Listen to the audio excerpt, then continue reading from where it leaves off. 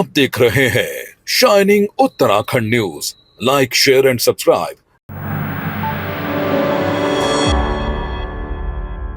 अगर मेरा मन है, मेरे को चुनाव जीतना है, तो मुझे अपने क्षेत्र को ज्यादा वक्त देना पड़ेगा। ये चुनाव लड़ने का मन इसीलिए बनाई कि उस सीट पर मैं किसी का अधिकार नहीं मार रही। हमारा कोई भी विधायक कहीं नहीं जा रहा। भाजपा को पता नहीं क्यों गलतफहमी हो, तो मेरा भविष्य पार्टी तय करेगी। मैं बहुत बड़ा करूंगी, जो भी करूंगी, इंतजार कीजिए। मुख्यमंत्री से हाँ, मैं जब वो सीएम बने थे तब मेरी एक बार मुलाकात उसके बाद से 3 साल के नहीं।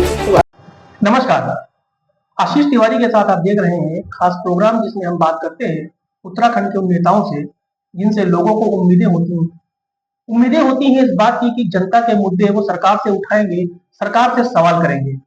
ऐसे ही एक सियासी पार्टी की यानी कांग्रेस पार्टी की बड़ी नेता है, प्रदेश अध्यक्ष भी है महिला कांग्रेस की, ज्योति रौतेला। अक्सर अपने अनोखे धरना प्रदर्शन या कहें कि मुद्दों को उठाने का जो तरीका है उनका, उसकी वजह से लाइमलाइट पे रहती हैं। 30 तारीख को एक बार फिर कांग्रेस संजीवनी पाने के लिए देहरादून में एकजुट होगी।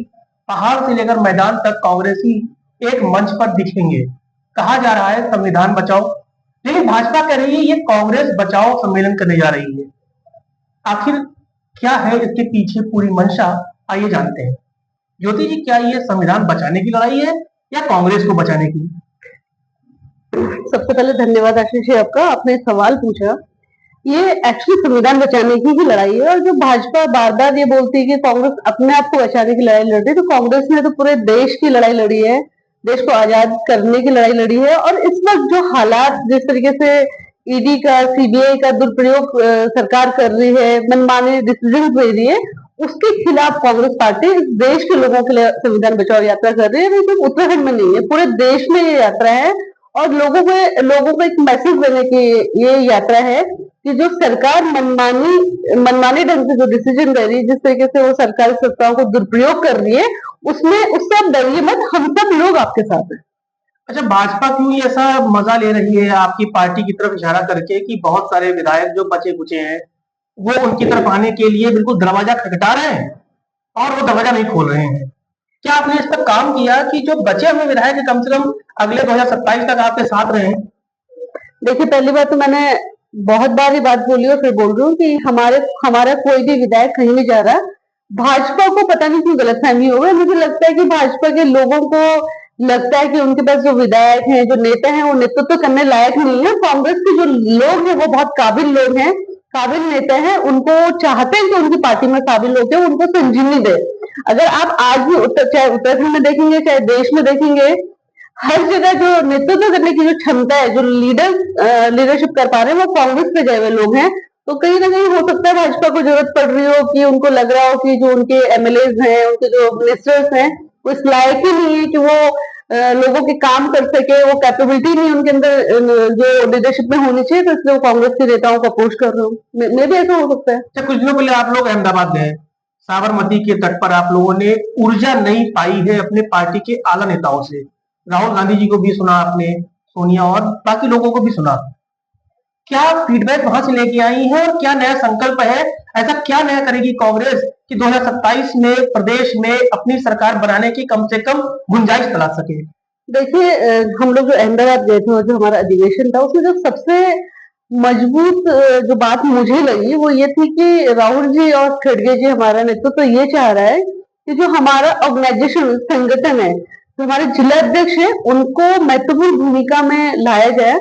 जिला अध्यक्ष जो लोग, जब हम लोग इलेक्शन में जाते हैं, तो जो जिला पंचायत के चुनाव लड़ते हैं, जो इकाई नगर निगम के चुनाव लड़ते हैं, छोटे चुनाव, पंचायत के चुनाव, और उसका जो एमएलए के चुनाव लड़ रहे हैं, उनमें जिला जो अध्यक्ष होगा उसका इंटरफेयर रहेगा।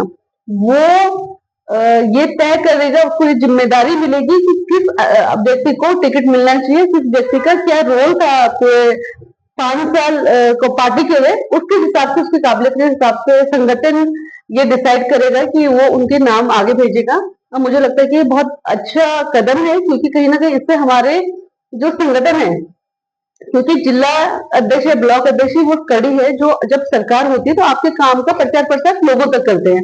और यही वही वो कड़ी है जो जब आप विपक्ष में होते हैं तो सरकार के खिलाफ रोज धरना प्रदर्शन करना, भीड़ इकट्ठा करना, सरकार के लोगों के मुद्दों को उठाना, वो जिला अध्यक्ष ब्लॉक अध्यक्ष करते हैं। तो कहीं ना कहीं अगर उनको ये पावर दी जाएगी कि संगठन में भी उनको महत्वपूर्ण भूमिका दी जाएगी, कैंडिडेट सिलेक्शन में उनको भूमिका दी जाएगी, तो वो और मजबूती से और जबरदस्त तरीके से काम करेंगे। अच्छा, कितना मुश्किल होता है आज के समय में भीड़ को इकट्ठा करना, जनता को अपनी बातों को समझाने के लिए रैली में बुलाना, धरने प्रदर्शन में बुलाना, क्योंकि एक फुल टाइम जॉब है आपकी, लेकिन जनता कैसे आती है, कितना टफ है अभी ये। देखिए, आपको तो भीड़ जनता वही रैली और धरने प्रदर्शन में जा रही है जो आपके कांग्रेस के संगठन से जुड़े हुए लोग हैं और जो लोग कहीं ना कहीं आइडियोलॉजी से जुड़े हैं, जिनको लग रहा है कि सरकार जो है वो गलत कर रही है।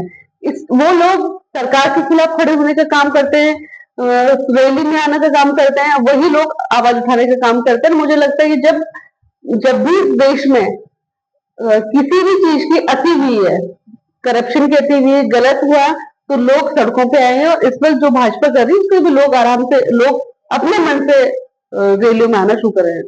ज्योति रौतेला का भविष्य क्या है?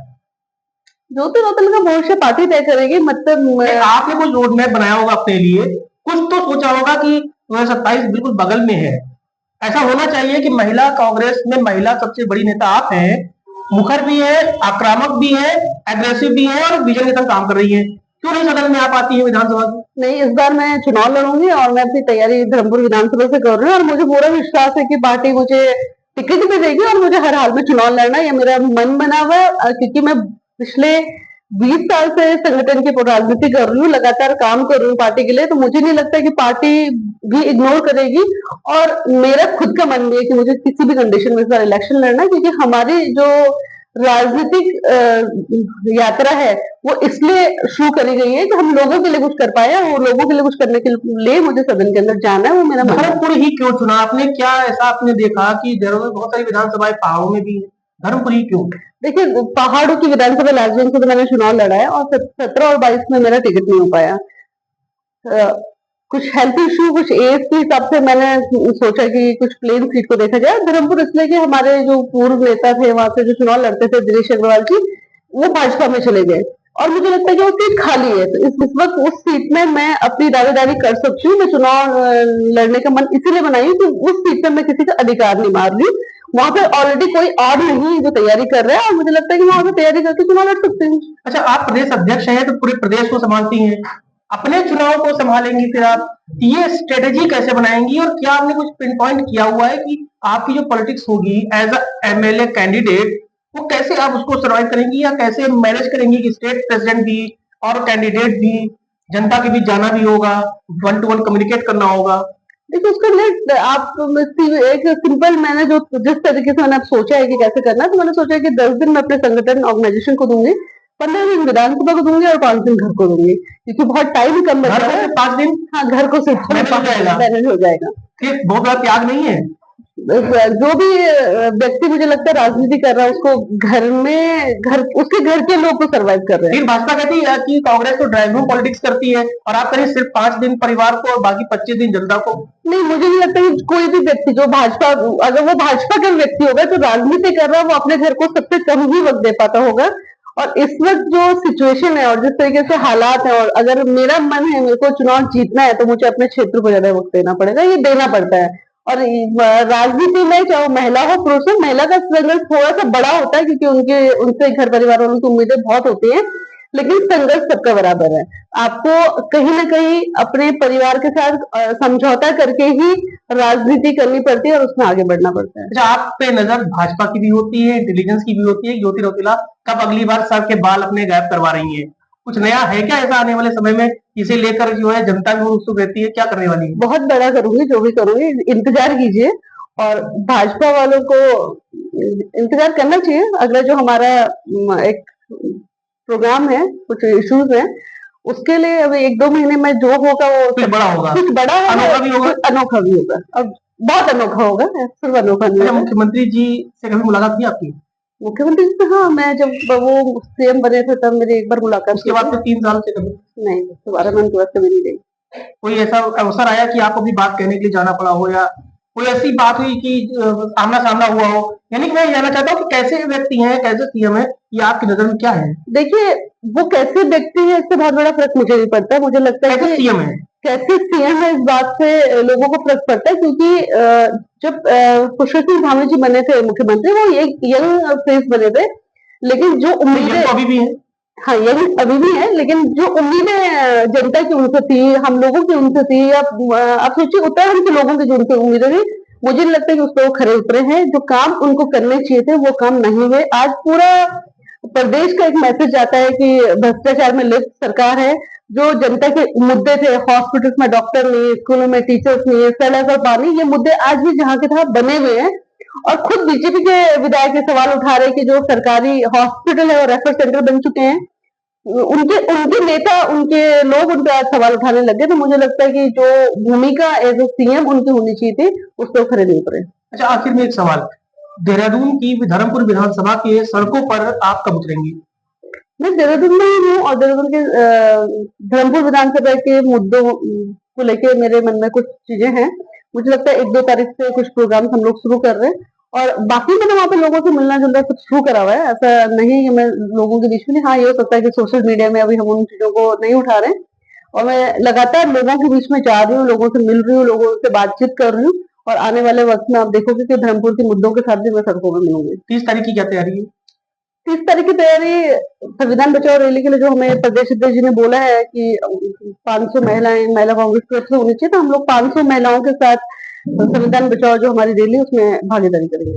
हमसे बात करने के लिए बहुत बहुत शुक्रिया। ये थी ज्योति रौतेला जी। 30 तारीख को संविधान बचाओ रैली को लेकर पूरी तरह तैयार है। साथ ही साथ 2027 के विधानसभा चुनाव में धर्मपुर से ताल ठोकेंगी, ये उन्होंने कह दिया है। देखना यह होगा कि इनके अपोजिशन में भाजपा किस कैंडिडेट को उतारती है। नमस्कार।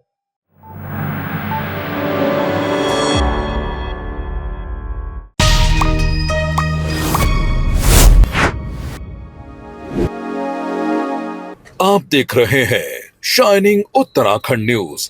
Like, share and subscribe